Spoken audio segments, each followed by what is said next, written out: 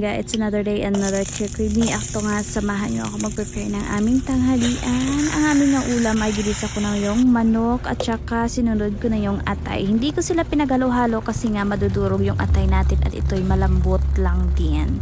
So yun na nga, pagkatapos niyan at may kaunti-kaunti siyang sabaw, inilagay ko na nga ito ang aking mga pampalasa. Ayan, adobo pala ito ang aking lulutuin. Pero nilagyan ko siya ng green peas.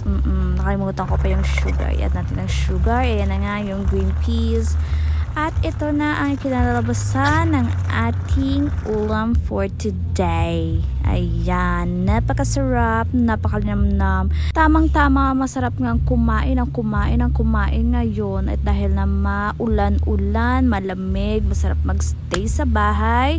At lumamon ng lumamon. Bahala na, wag na tayo mag-diet. Uy, sabay-sabay na